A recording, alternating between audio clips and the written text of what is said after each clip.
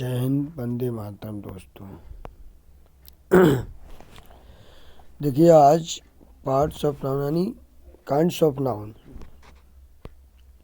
आज मैं आपको बताऊंगा इसमें काइंड्स ऑफ नाउन के बारे में। जो काइंड्स ऑफ नाउन मुख्यतः दो प्रकार के होते हैं, यानी दो भागों में, दो प्रकारों में बांटा जा सकता है।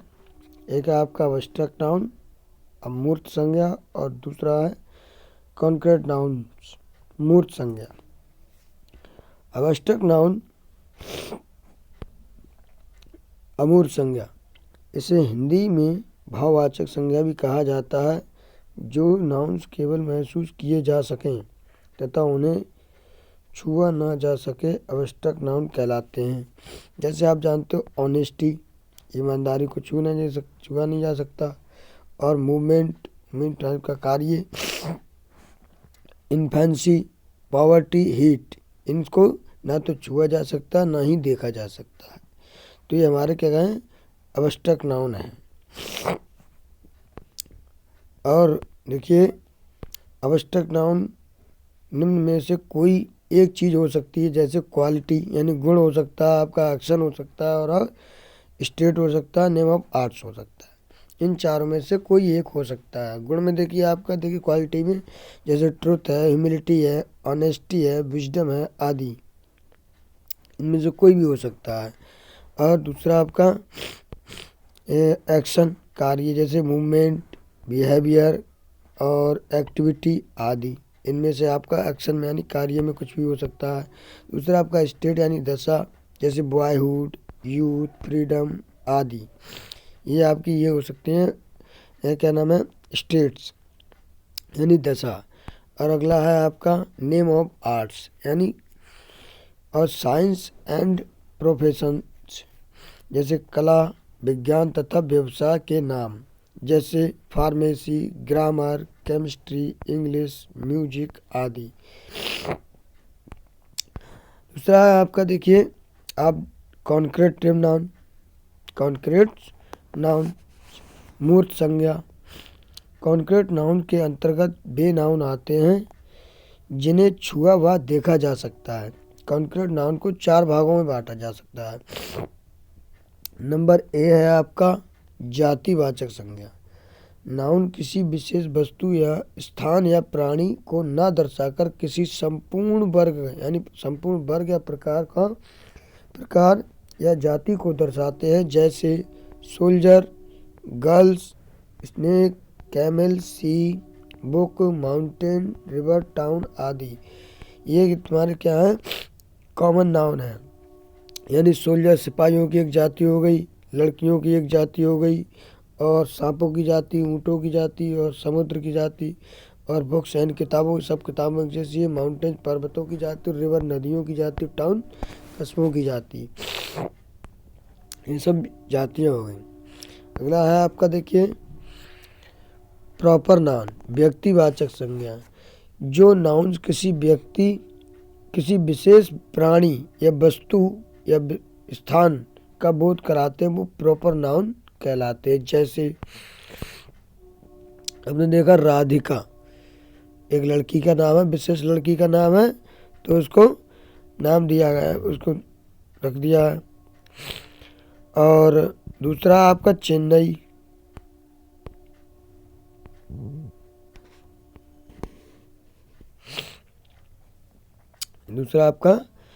है। और पैसिफिक, सेल्तास, महाभारत आदि, ये विशेष व्यक्तियों के नाम हैं जिनको व्यक्तिवाचक संज्ञा में रखा गया। जैसे आपका दिल्ली हो गया, कलकत्ता हो गया, ये सब क्या है, प्रॉपर नाउन आएंगे। किसी का व्यक्ति का नाम आ जाए, ये सब प्रॉपर नाउन में आते हैं। और अगला आपका कलेक्टिव नाउन समूहवाचक संज्ञा। एक ही प्रकार के प्राणी या वस्तुओं के समूह को कलेक्टिव नाउन कहा जाता है। आपने देखा होगा बच्चों, स्टूडेंट्स, कि एक जैसे चाबी का गुच्छा हुआ, अंगूरों का गुच्छा हुआ, या मेले में लोग हुए, या फिर बाजार में लोग हुए, कहीं जहाँ पर समूह की बात की जाए तो वो समूहवाचक यानी कलेक्टिव नाउन कहलाता है। जैसे अब नोट किया मैंने इधर, कलेक्टिव नाउन्स और कॉमन नाउन्स का समूह होता है, यानी कलेक्टिव नाउन्स का भी समूह होता है, कॉमन नाउन्स का भी समूह होता है। जैसे कॉमन नाउन्स में मैंने लिखा है बुक्स, अब इसका कलेक्टिव नाउन होगा ए लाइब्रेरी ऑफ बुक्स, ठीक है। दूसरा आपका स्टार्स, स्टार का एक कलेक्टिव नाउन होगा ए गैलेक्सी ऑफ स्टार्स। और तीसरा आपका मैंने लिखा है ट्रीज, ट्रीज का कलेक्टिव नाउन होगा एन ऑर्चर्ड ऑफ ट्रीज। और इसका सीप का ए फ्लॉक ऑफ सीप, कैटल का ए हर्ड ऑफ कैटल। ये आपके हो गए कलेक्टिव नाउन्स। अब आखिरी रह गया आपका मटेरियल नाउन, द्रव्यवाचक संज्ञा। वे वस्तुएं जो जमीन से प्राप्त होती हैं वे, या जिन चीज़ों का उपयोग दूसरी वस्तुएं बनाने में होता है उन्हें मटेरियल नाउन कहलाती हैं वे। जैसे राइस है, वाटर है, व्हीट है, मिलेट है और गोल्ड है, सिल्वर है, स्टोन, मिल्क, शुगर आदि। अब इनसे देखा होगा आपने, राइस से चावल से काफ़ी चीज़ें बनती हैं। देखो हम लोग खीर भी बना के खा लेते हैं और अपने क्या है खिचड़ी भी बना लेते हैं और भी सारी चीज़ें बनती हैं। और वाटर पानी से देखो जैसे बर्फ़ बनता है, और आपका और क्या नाम है इससे व्हीट गेहूं से बिस्किट वगैरह और पापे यानी रस्क वगैरह और कई चीज़ें बनती हैं। और मिलेट बनी बाजरा से भी भाई बहुत सारी चीज़ें बनती हैं। और आपका गोल्ड हो गया, गोल्ड से भी सोने से भी काफ़ी आभूषण बनते हैं, और सिल्वर से भी, चांदी से भी, और पत्थरों से भी काफ़ी आभूषण बनते हैं। और आपका मिल्क से तो हो ही गया, आपका मिल्क, दूध, दही, मट्ठा सब। और शुगर से मिठाइयाँ वगैरह बहुत सारी चीज़ें बनती हैं। तो आपने देखा होगा स्टूडेंट, ये सारी चीज़ें आपने ये समझी, ये सारी चीज़ें समझी आपने। मटेरियल नाउन हो गया आपका, और ये आपका कलेक्टिव नाउन हो गया, ठीक है। और दूसरा हो गया प्रॉपर नाउन हो गया, और क्या है,